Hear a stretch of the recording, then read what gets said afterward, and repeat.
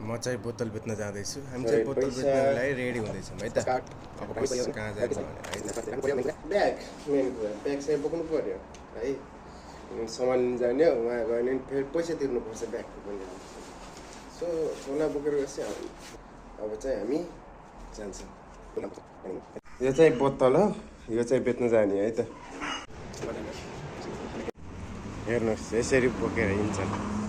बोतलहरू म चाहिँ 7 दिन मात्रै हिँडेको है त यो चाहिँ 7 दिन हिँडेको म जस्ट हेर्न चाहन्छु कि कसरी बेच्छन् बोतल भनेर सिक्न चाहन्छु होइन यसरी लिएर हिँड्छन् बाटो बोतल बेच्न कमाउनलाई के भन्छन् त्यसरी लिएर हिँड्छन् है हो त हामी पनि सँगसँगै छौँ होइन म जस्ट सिक्न लाग्छु कसरी हो के हो भनेर कसरी गर्नु भनेर त्यही हो यति छ एरिया हामी चाहिँ अहिले त्यही मार्केटमा जाँदैछौँ जहाँ उसले बोतल बेच्छ होइन अनि कसरी अब बेच्ने चाहिँ त्यो चाहिँ देखाइदिन्छु मैले होइन केही छैन मजै छ जिन्दगी खुद्रु बजार छ उहाँ बजार छ त्यही हो अलिक 5 मिनट हिँड्नुपर्छ अब सायद भन्दै थियो बोतल बेच्नु चाहिँ 5 मिनट हिँड्नुपर्छ भनेर अब ठिकै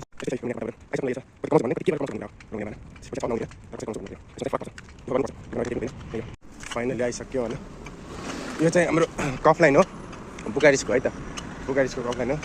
मान्छे लाइन लगाएर बसेको हुन्छन् हेर है त कस्तो हुनुहुन्छ के हुनुहुन्छ भनेर बोकिरहेछन्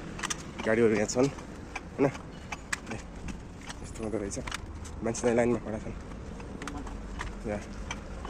हेयर बिजी एरिया ओके है त देखाउँछु नै कसरी सेल हुन्छ भनेर यहाँको लाइन सेल गर्छन् यस्तै गर्दै केही हुन्न त्यहाँको लागि